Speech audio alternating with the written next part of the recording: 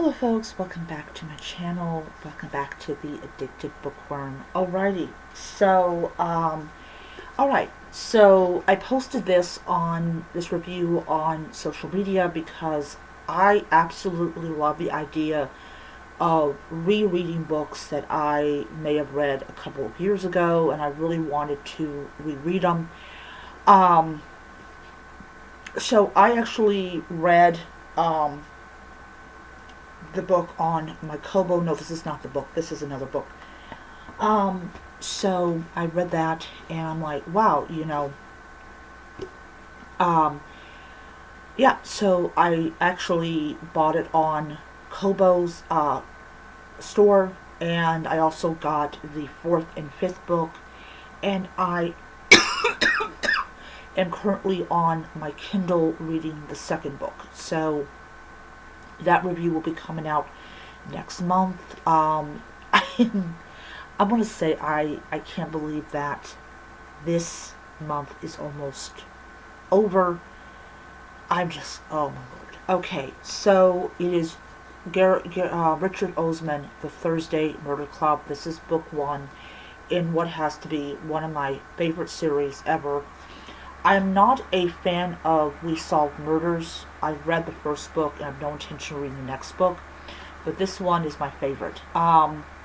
So it is basically about somebody kills this man, and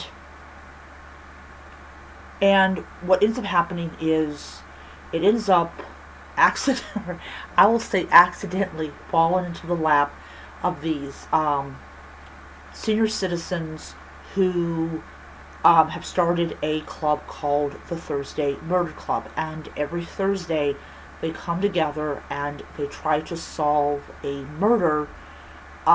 Maybe it's a murder from decades ago, maybe it's a murder from a year ago or 5 years ago. It doesn't matter. This one is a murder that lands into their lap that's very, very fresh. During the course of it, we're taken through everything that people know about the man who died, and it becomes extremely weird because somehow there's drugs involved in the whole thing. And you have these people who are up there in age, but they still have their wits, they still have their memory, they still have who they are as individuals, and they use that intelligence that they have as a collective group to try to figure out who killed this man. By the time we get to the end of it, we find out there's a lot more dead people than just the original victim, and it really shows that it's possible to have a story that basically is a little bit more complex and a little bit more weird.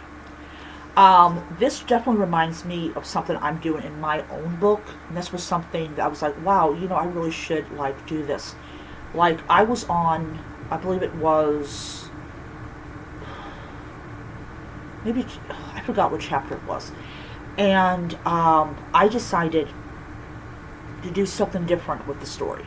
And this is one of the great things about writing, books like this, is you can try new things to really perk the reader's interest in it. And I decided to have chapters that you had the killer that was observing the protagonist. And I've done that a couple of times in the book. And I'm just hoping that when people read it, they are like, oh wow, this is very different. And I may just end up doing that with all the other books, because it just seems really interesting to kind of put it in, seeing it from both sides of the whole thing. Anyways, I just hope you guys will like that one. I'm thinking about doing that for all of mine, where I will have it, not too many. Right now just 2, but I may go up to 3 as being the maximum. Anyways, so this is 115 chapters. It doesn't appear to be 115 chapters because all the chapters are short.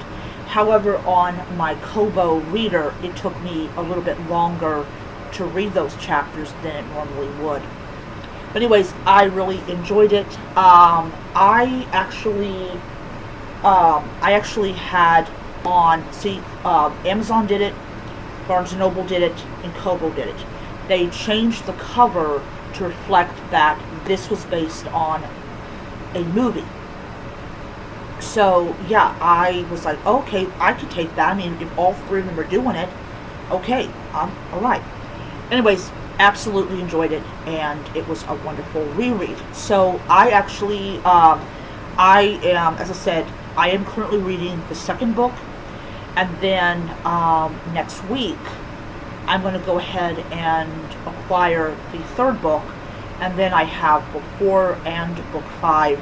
I will get those read. That way, if they release, that way if he releases a book 6, I can just pick it up and I can start reading it. Anyways, 5 stars once again. I could not post this on Goodreads because I had already did a review of it before, but great reread.